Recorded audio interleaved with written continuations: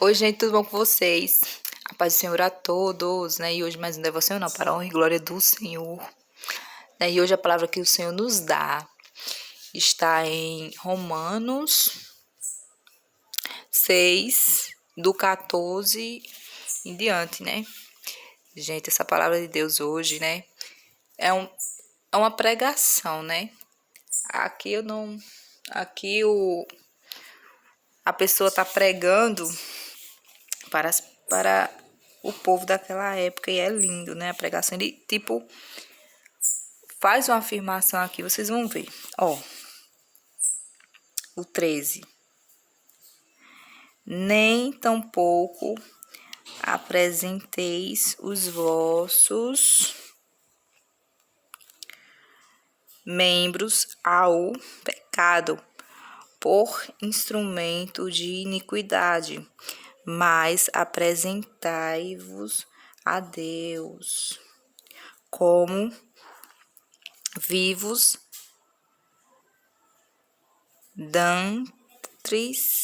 dentre mortos, e os vossos membros a Deus como instrumentos de justiça. Né? Aqui ele está falando que a gente tem que apresentar os nossos membros, ou seja, todo o nosso corpo, né? Tudo que há em nós para Deus, né? E não para o pecado, né? Que a gente não use o nosso corpo para praticar o pecado, e sim para praticar, e sim oferecer o nosso corpo a Deus para a gente praticar a justiça de Deus, a gente praticar a justiça, praticar o que é bom. Aí tem aqui o 14. Porque o pecado não terá domínio sobre vós, pois não está debaixo da lei, mas debaixo da graça. Ele fala assim, que a gente não tá debaixo da lei humana, né? A gente tá debaixo da graça de Jesus Cristo. Quando a gente tá debaixo da graça de Jesus Cristo, o pecado não tem domínio sobre a gente, né? Sobre nós. Até porque quanto mais perto de Deus você fica, né? Mais santo você fica, né? Mais purificado você fica, né? Porque o pecado diante de Deus, ele é consumido, né? Aí tem aqui o 15. E o salário do pecado, todo mundo sabe, né? Que é a morte, né? Já a justiça que vem de Deus traz vida, né? Tem aqui o 15. Pois, aí ele faz uma pergunta aqui, ó. Pra quem ele tá pregando, para as pessoas que ele está pregando. Pois que pecaremos, porque não estamos debaixo da lei, mas debaixo da graça. De modo nenhum. Ele fala assim, por que a gente vai pecar? Porque a gente está debaixo da graça e a gente não está debaixo da lei. Né? De modo nenhum a gente vai pecar porque a gente está debaixo da graça. Aí o 16.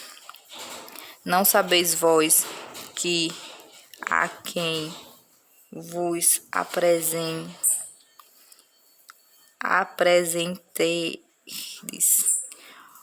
por servos para lhe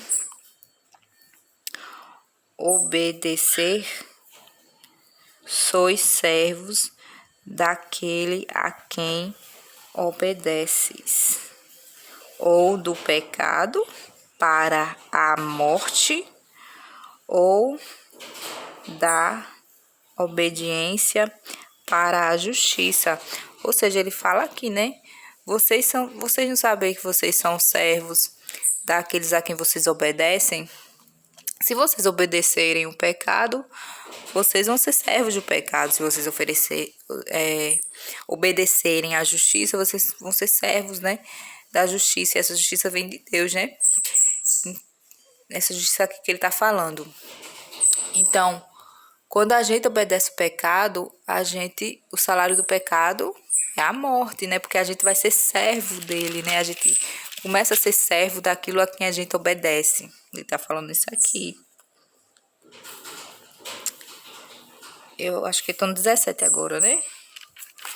Aqui, ó. Mas graças a Deus que, tendo sido servos do pecado, obedecestes de coração a forma de doutrina a que foste entregues. Ou seja, quando vocês obedeciam o pecado, né? Quando vocês estavam entregues à lei, vocês obedeciam ali de coração e vocês foram entregues àquilo. E 18, né? Graças a Deus ele falou aqui, porque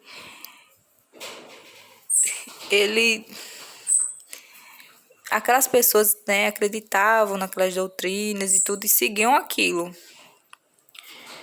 E aqui tem o 18. E libertados do pecado, fostes feitos servos da justiça. Ou seja, eles foram libertados daquelas doutrinas erradas, né, antes. E eles foram libertos desse pecado e entregues à justiça, né, a justiça de Deus. E o 19. Falo como homem, pela fraqueza da vossa carne, pois que, assim como apresentastes os vossos membros para servirem à imundícia e à maldade, para maldade, assim apresentai agora os vossos membros para servirem à justiça, para santificação. E o 20. Porque quando éreis servos do pecado, estáveis livres da justiça. Ele fala assim, quando você não tem entendimento, né? Assim como você, né, usou o seu membro quando você estava no pecado para praticar a imundície, para praticar a maldade, e agora vocês foram libertos, né? E agora vocês, a justiça libertou vocês daquele pecado, né? Que era antes, né? Que a justiça é, né, a palavra de Jesus Cristo, é Jesus Cristo, né? Porque quando erais servos do pecado, estáveis livres da justiça. Ou seja, quando a gente não tem entendimento, né, não tem entendimento que aquilo é errado, que aquela doutrina é errado, a gente está livre da justiça, né? Está livre de sofrer as consequências. Mas quando a gente sabe, né, quando a gente já é liberto e tudo, a gente não pode praticar o que antes a gente praticava, né? Porque hoje a gente conhece a justiça, né? Então, por isso que ele fala ali, né? Mas ele falou, né? Você tem que usar tudo que é em você para praticar o que é certo, pro bem, né? Não pro mal e não pro pecado. O 22. Não, o 21, né? E que fruto tinheis, então, das coisas de que agora vos envergonhais, porque o fruto delas é a morte. Aí ele fala aqui, né? Faz uma pergunta assim. Então, me fala, qual é a coisa que você se orgulha de antes, né? Quando você estava no pecado, né? Você se orgulha de nada, né? Porque o fruto do pecado é a morte, né? Não tem coisa boa ali. O 22. Mas agora, libertados do pecado e feitos servos de Deus, tendes o vosso fruto para santificação e